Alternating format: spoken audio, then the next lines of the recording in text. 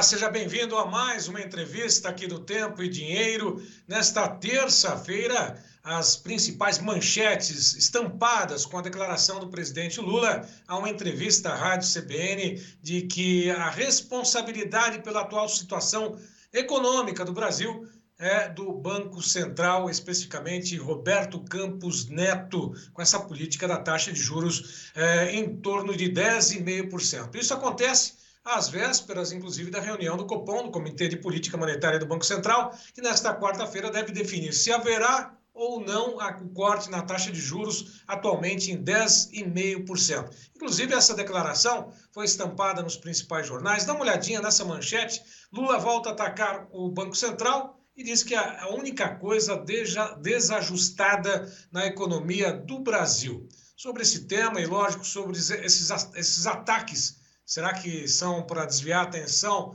daquilo que está acontecendo realmente com a condução da economia, da política no Brasil? Será que é uma estratégia atacar outros para poder se eximir das responsabilidades? Nós vamos até Porto Alegre conversar com o professor Paulo Moura, que já está conosco. Professor, boa tarde. Prazer em tê-lo mais uma vez conosco aqui.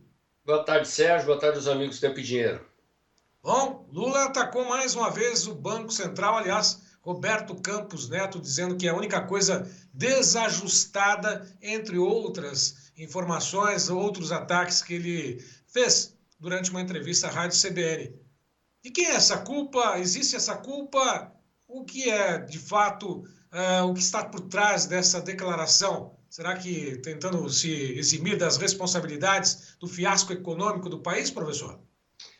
É exatamente isso, Sérgio. Na verdade, a única coisa desajustada no Brasil hoje, e não é qualquer coisa, são as contas do governo. Esse governo, em 18 meses, conseguiu produzir um déficit público maior que o da pandemia, sem pandemia. E isso é um fator que provoca a volta da inflação, que, por sua vez, força o Banco Central a parar com a queda na taxa de juros e até sinalizar futuramente a volta da elevação da taxa de juros. As perspectivas do mercado são de que a taxa de juros seja mantida em 10,5%, interrompendo a trajetória de queda na taxa, justamente porque o mercado está olhando para o futuro e vendo a inflação voltando, e a inflação tem como sua principal causa o descontrole das contas públicas, o gasto público excessivo. Então, a situação do país ficou crítica, o governo tentou meter a mão no bolso das empresas com o projeto de desoneração da folha de pagamento, não conseguiu fazê-lo, tentou com a medida provisória do PIS/COFINS, não conseguiu fazer, o rombo está lá sem solução, e o que me chama a atenção, Sérgio, assim, depois dessa crise toda desencadeada, da fragilização do ministro Haddad, que exigiu do governo uma operação de socorro, o próprio Lula e vários ministros vieram em socorro do Haddad, que ficou fragilizado no cargo depois da rejeição da medida provisória do PIS/COFINS, o Haddad e a Simone Tebet falaram em eventualmente corte de gastos. E entraram na reunião ontem, o Lula passou o dia inteiro em reunião com a equipe econômica, e o Haddad e a Simone Tebet entraram na reunião gerando a expectativa de que sairiam anunciando corte de gastos, e o que se ouviu, na verdade, foi o Lula reclamando de uma suposta, não sei de onde é que tiraram isso, redução da carga tributária em 2023 e reclamando do excessivo número de benefícios fiscais das empresas brasileiras. E isso, para mim, mostra claramente que o governo não está interessado em cortar gasto e que eles vão tentar, de novo, atacar o caixa das empresas. Como o agronegócio é o setor de ponta da economia brasileira, convém para o Produtor Rural ficar atento, né? Com essa medida provisória aí do PIS/COFINS, o governo conseguiu unir todo o empresariado, porque a desoneração afetava 17 setores altamente empregadores. A medida do PIS/COFINS afetava todo mundo. Então se uniu o agro, a indústria e os serviços, foram para cima do governo e o Pacheco devolveu a medida provisória. Mas o rombo continua lá, Sérgio. Continua lá, sem solução, e a imprensa, me surpreende, né? Parece não perceber que não existe intenção nenhuma do governo de cortar gastos. Ou seja, a ilusão de pensar que haverá corte de gastos, porque os gastos estão aumentando. Mas alguém tem que pagar a conta, né? Se não pela manutenção aí dos juros, porque os bancos que emprestam, ou a arrecadação que cada vez mais voraz, para poder cobrir esses gastos, vai ser insuficiente. E o governo vai ter que recorrer aos empréstimos. As taxas de juros também são fundamentais nesse sentido. Ninguém vai emprestar dinheiro a custos baixos, taxas menores do que aquelas praticadas pelo mercado, porque é um risco muito grande. É isso, Sérgio. E há um outro imposto embutido aí, que é o imposto inflacionário, que quem paga é o povo mais pobre, né? Porque o governo ele se financia com a inflação. Ele arrecada com a inflação num ponto e com a inflação subindo, ele retém os seus pagamentos e faz caixa com o dinheiro do pagador de impostos, né? Então, é exatamente isso que provoca a inflação, a desconfiança do mercado, a elevação da taxa de juros, e seja na elevação da taxa de juros, seja na inflação, esse prejuízo vai bater no bolso da população mais pobre, que o Lula diz defender, né? O discurso dele na entrevista à Rádio CBN é que o ajuste fiscal não será feito nas costas do pobre. É exatamente nas costas do pobre que ele está jogando a conta desse descalabro que se transformou a política econômica desse governo. Bom, ele ainda fala durante essa entrevista que não sabe se exatamente existem gastos exagerados ou não nos programas sociais, né?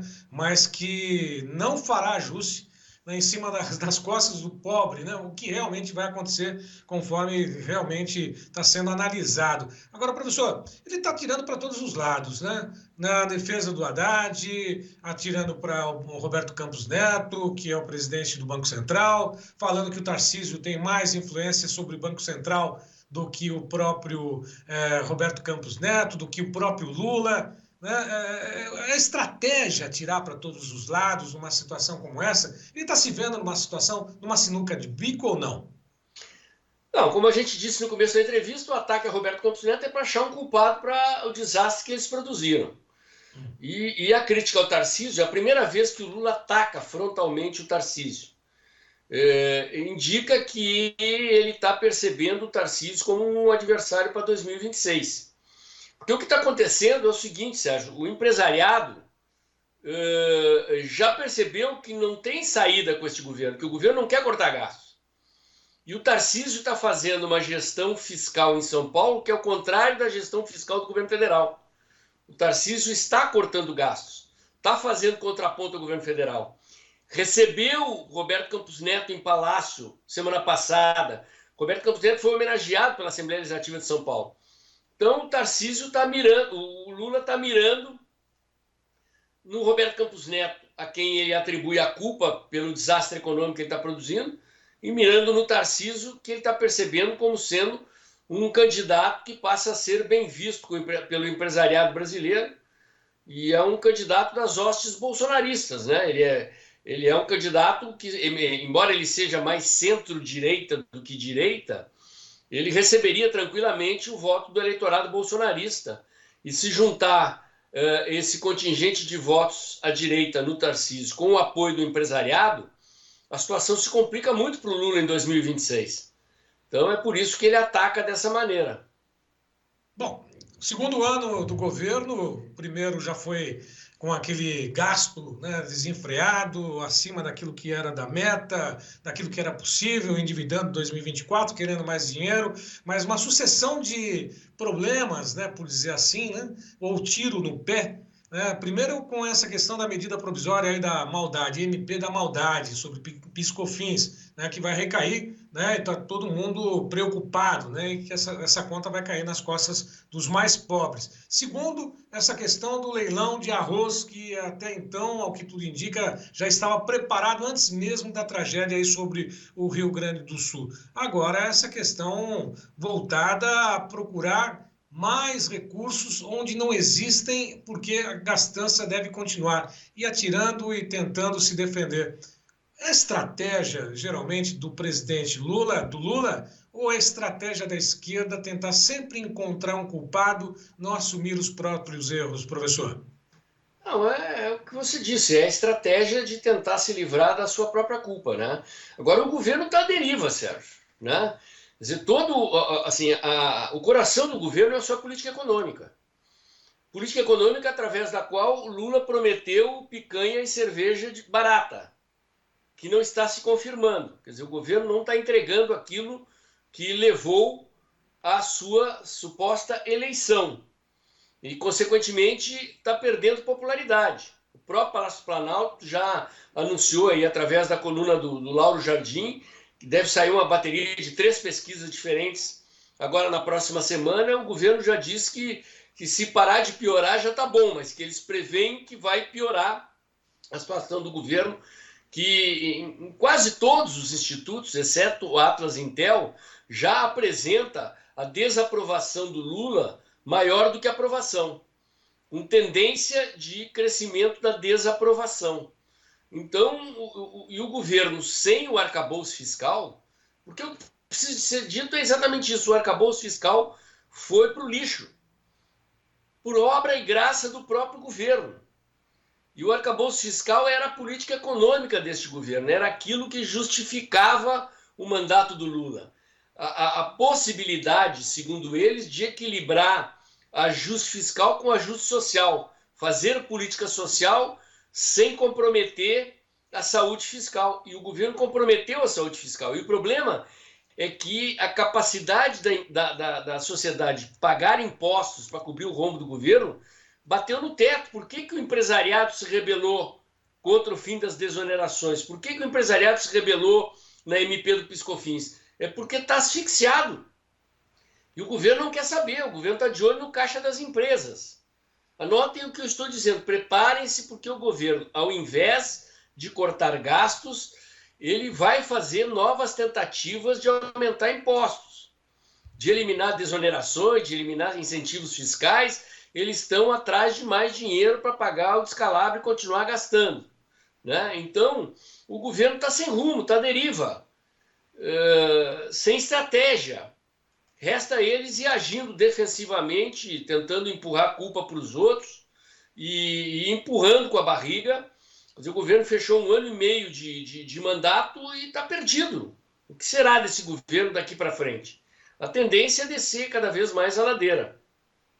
Bom, fora essa questão da desconfiança, não só entre o empresariado brasileiro, por dizer assim, né, aquele que resta, que está sendo penalizado com todas essas medidas, ou se preocupando cada vez mais com tudo isso que está acontecendo, mas a desconfiança externa é muito grande. Os investidores, só nesse mês de junho, ao que tudo indica, já deixaram a Bolsa, levaram mais de 40 bilhões de reais. Isso reflete exatamente uma insegurança em relação à própria condução da política econômica aqui do Brasil, o próprio governo, não, professor?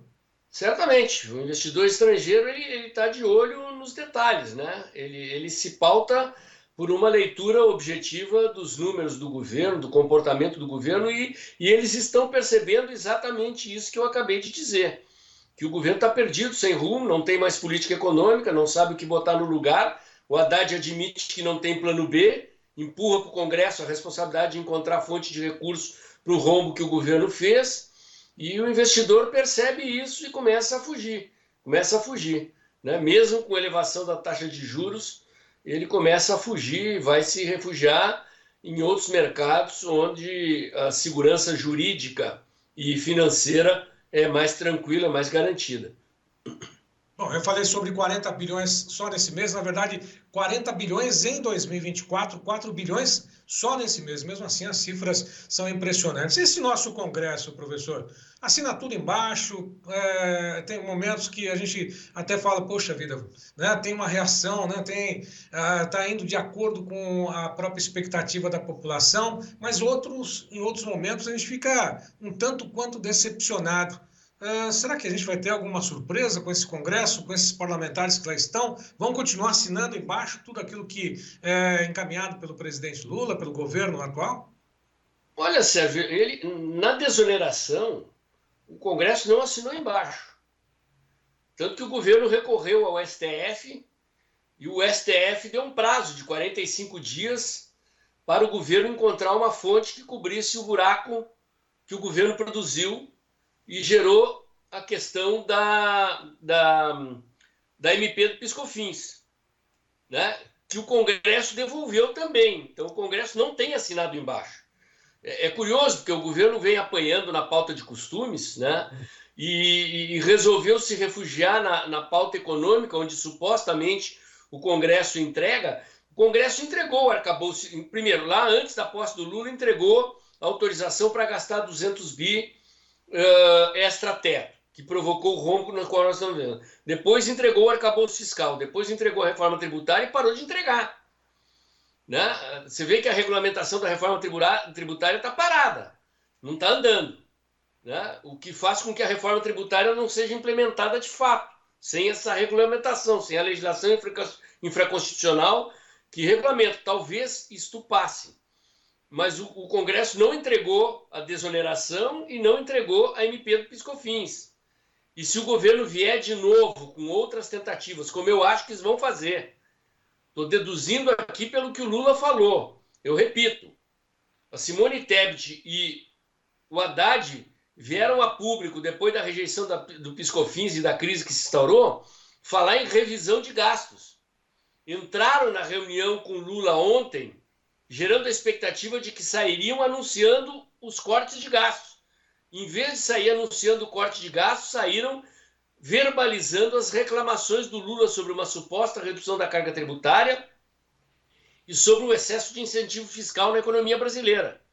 Ora, se o Lula está reclamando que a carga tributária caiu e que há um excesso de incentivo fiscal, é óbvio que, em vez de cortar gasto, ele vai tentar de novo meter a mão no caixa das empresas, dos setores mais competitivos da economia brasileira, agro e serviços. Né? E, como eu disse, eles, na MP do PiscoFins, eles uniram indústria, serviços e agro contra o governo e o Congresso devolveu. A gritaria foi tão forte que o Congresso devolveu. Então, eu acho que nós caminhamos aqui para uma crise. O empresariado está se divorciando do governo. É o assunto do meu vídeo de amanhã, inclusive. Daqui a pouco eu vou postar, que está se pronunciando aí uma guerra do empresariado contra o governo em função dessa sanha arrecadatória do governo aí porque quer meter a mão no caixa das empresas para cobrir o rombo que ele mesmo produziu. Bom, se não for das empresas, né, para cobrir esse rombo, a expectativa é de que mexa com a Previdência, os aposentados, Não vai, Sérgio, não vai. Será que vai mexer? Está na Folha de São Paulo, está na Folha de São Paulo e agora de tarde o Lula dizendo que não vai mexer com a Previdência. Que isso aí é para longo prazo, não é para agora. Hã? Dos militares, não é isso? Não, todo. Ele disse que não vai mexer com Previdência. Não vai mexer. Mas o PT não mexe com a Previdência.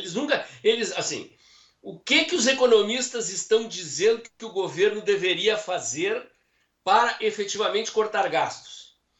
Eliminar a paridade das políticas da Previdência Social com o salário mínimo. Desindexar a Previdência do salário mínimo.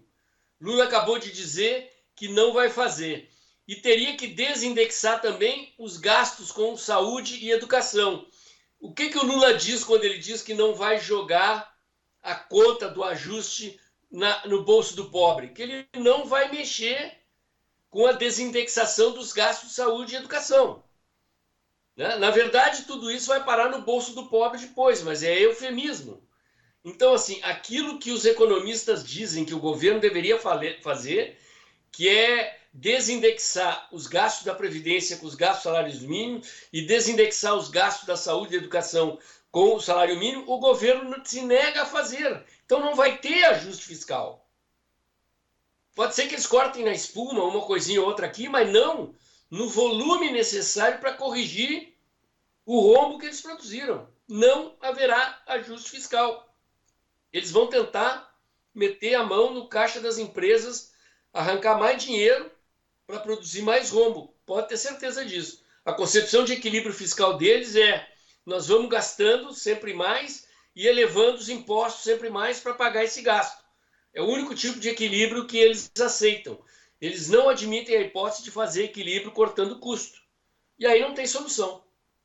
Professor, só para poder finalizar, e daqui a pouco eu pergunto exatamente sobre essa questão da postagem dos vídeos no Dextra. Haddad vai jogar a toalha, porque ele tem dado declarações que voltaria para a universidade.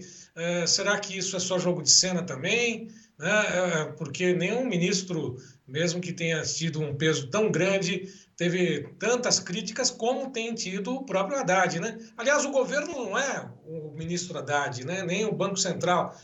O governo é o presidente Lula que determina tudo, passa tudo pelas vontades dele, por dizer assim. Então, Sérgio, eu preciso prestar atenção aqui, porque existe uma guerra surda de bastidores no governo entre o chefe da Casa Civil, Rui Costa, e o Haddad. E é uma guerra que visa a sucessão do Lula. Quer dizer, o Haddad foi preparado para ser o eventual sucessor do Lula. E o Rui Costa quer ser o sucessor do Lula. Então ele fica sabotando o Haddad. Inclusive a MP do PIS/COFINS foi enviada para o Congresso com o Haddad no exterior. O Haddad estava lá beijando a mão do Papa, falando em cobrança de imposto sobre grandes fortunas em escala mundial, em escala global, e ele não foi defendido pelo governo.